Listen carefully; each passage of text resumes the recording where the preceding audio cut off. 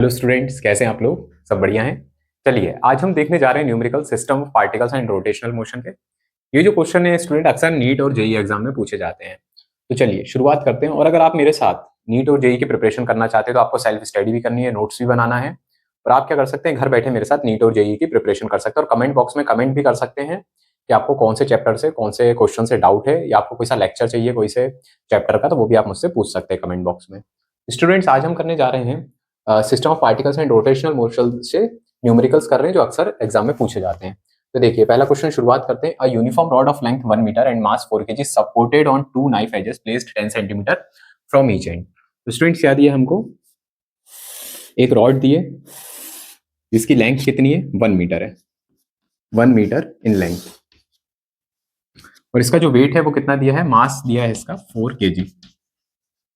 अब स्टूडेंट्स, यहाँ पे ये भी बोला है कि इसके जो 10 सेंटीमीटर से इसके एज से यहाँ पे दो नाइफ एज रखे हैं। ये रॉड जो रखी है वो एक नाइफ एज पे रखी है, दो 10 सेंटीमीटर जो एज से है,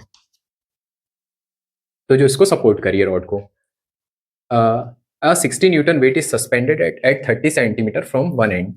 एक एंड से 30 सेंटीमीटर की दूरी पे एक वेट जो है वो सस्पेंडेड है जिसका वेट है 60 न्यूटन।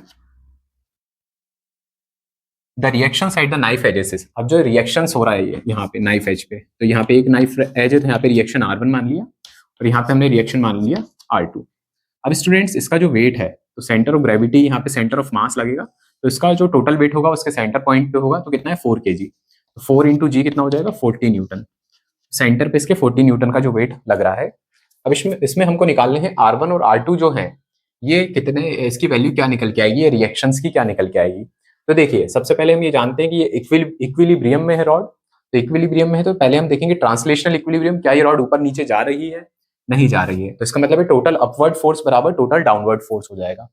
तो हम देखेंगे फॉर ट्रांसलेशनल इक्विलिब्रियम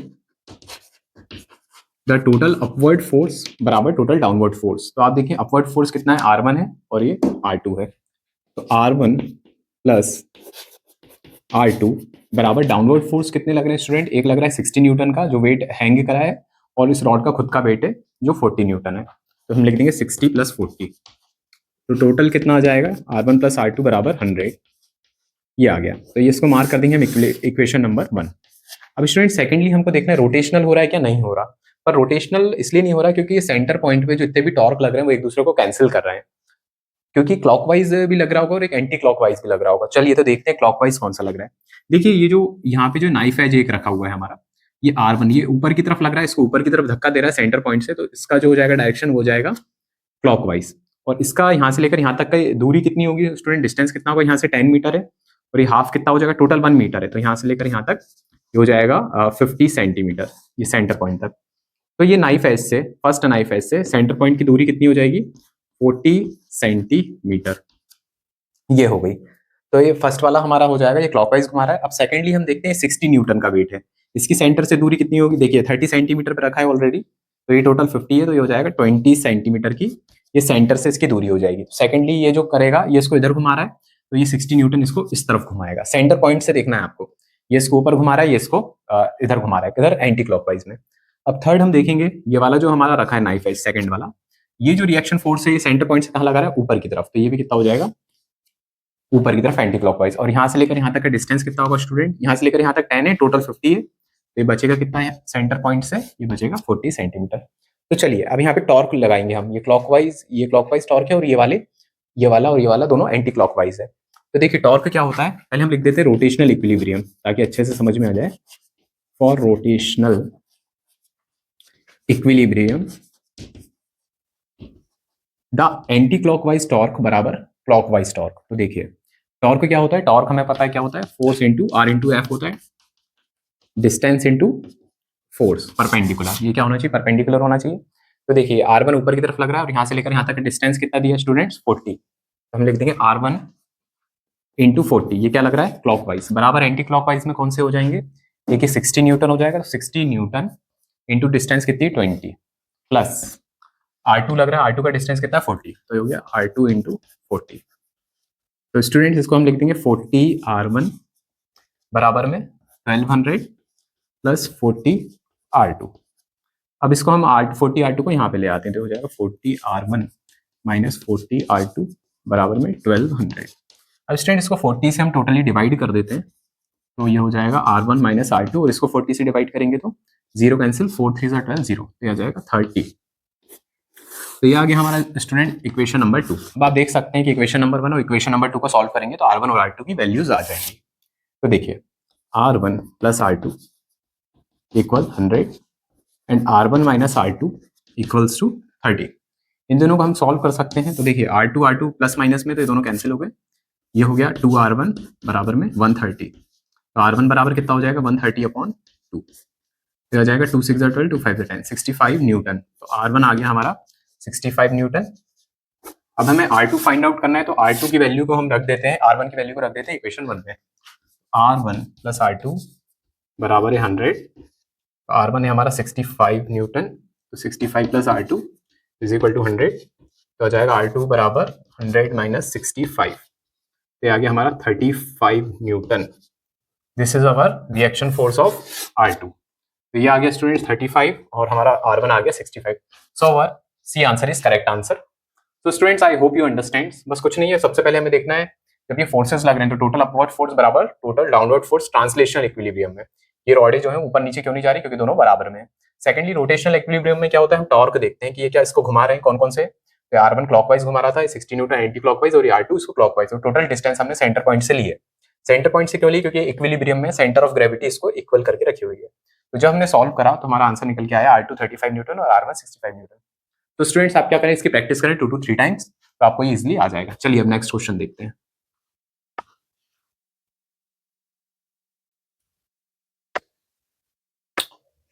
चलिए स्टूडेंट्स अब नेक्स्ट क्वेश्चन देखते हैं। अब स्टूडेंट्स ये जो क्वेश्चन है सेकंड क्वेश्चन, ये अक्सर जेईई और नीट के एग्जाम में पूछा जाता है, अंडरस्टैंडिंग बेस पे है, रोटेशनल इक्विलिब्रियम और ट्रांसलेशन इक्विलिब्रियम के बेस पे है। लेकिन अगर हम समझे तो बहुत ईजी क्वेश्चन हो जाते हैं। अब इस क्वेश्चन में दिया है एक नॉन यूनिफॉर्म बार है ऑफ वेट W है एंड लेंथ L है, is suspended by 2 strings of negligible weight as shown in figure. The angles made by the string with the vertical are theta1 and theta2 respectively. The distance d of the center of gravity of the bar from its left end is. हमको d पूछा गया है कि ये d जो है कितना है।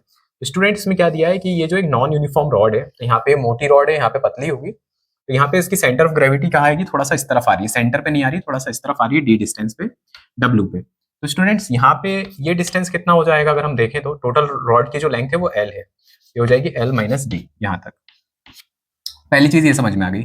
सेकेंडली हमको दिया है जो स्ट्रिंग, इस पे टेंशन कितना आ जाएगा, यहाँ पे जाएगा T1 और यहाँ आ जाएगा T2, और ये जो स्ट्रिंग जो है वो एंगल बना रही है वर्टिकल के साथ में, थीटा1 इधर और थीटा2 इधर। तो स्टूडेंट इस क्वेश्चन को सॉल्व करने के लिए हम क्या करेंगे, सबसे पहले इसके कंपोनेंट कर देंगे। तो ये कर देंगे हम वर्टिकल कंपोनेंट और ये कर देंगे हम यहाँ पे हॉरिजॉन्टल कंपोनेंट। तो देखिए वर्टिकल कंपोनेंट ये कितना जाएगा, ये ऑल्टरनेट एंगल हो जाएंगे, क्योंकि ये क्या है, ये दोनों पैरेलल लाइन से, तो ये आ जाएगा थीटा1 और ये आ जाएगा थीटा2। तो अब देखिए ये T1 जो है, T1 इसके साथ कितना का एंगल बनाएगा, थीटा1 के साथ T1 cos थीटा1, और ये कितना बनाएगा T2 cos थीटा2, और यहाँ पे इसके साथ कितना बनाएगा, ये वर्टिकल के साथ में हॉरिजॉन्टल के साथ में T1 sin थीटा1, और यहाँ बनाएगा ये T2 sin थीटा2। अब स्टूडेंट सबसे पहली चीज हम ये देखते हैं कि यहाँ पे तो हमने कंपोनेंट कर दिए, तो T1 sin थीटा1 जो है वो इसको कहाँ लग रहा है, वो इस तरफ लग रहा है, इस डायरेक्शन में, और T2 sin थीटा2 इस तो दोनों के डायरेक्शन अपोजिट है। तो हम देखते हैं दोनों क्या, ये रॉड जो है वो इक्विलिब्रियम में है, तो दोनों क्या होंगे, ट्रांसलेशनल इक्विलिब्रियम में दोनों एक दूसरे को धक्का नहीं दे रहे, तो दोनों क्या हो जाएंगे, आपस में बराबर हो जाएंगे। तो सबसे पहले हम देखते हैं for translational equilibrium, translational equilibrium में क्या हो जाएगा, T1 sin थीटा1 जो लेफ्ट साइड में लग रहा है बराबर T2 sin थीटा2 जो राइट साइड में लग रहा है। तो इक्विलिब्रियम में है तो दोनों एक दूसरे के बराबर हो गए। इक्वेशन इसको हम मार्क कर देंगे इक्वेशन नंबर 1। तो स्टूडेंट्स ये आई हमारी ट्रांसलेशन से, क्योंकि ये इस तरफ जा रही है ना रॉड ना इस तरफ जा रही है, इसलिए दोनों क्या हो गए, ट्रांसलेशनल इक्विलिब्रियम में थे तो दोनों इक्वल में आ गए। अब हम देखेंगे स्टूडेंट्स कि यहाँ पे जो है टॉर्क लगेगा जो इसको रोटेशनल करने की कोशिश करेगा, और नेट टॉर्क कितना होगा, 0 होगा।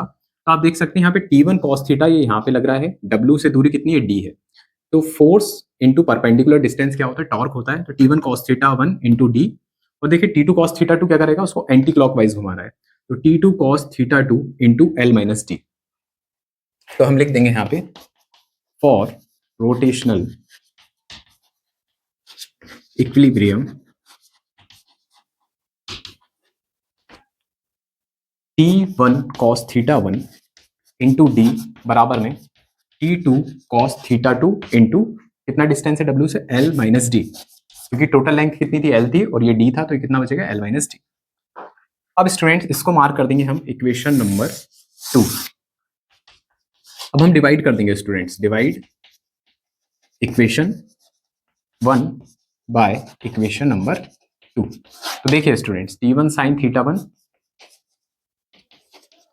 Bye T1 cos theta 1 into d, और ये कितना है T2 sine theta 2 upon T2 cos theta 2 into L minus d. अब स्टूडेंट्स T1 से T1 कैंसिल हो गया, T2 से T2 कैंसिल हो गया।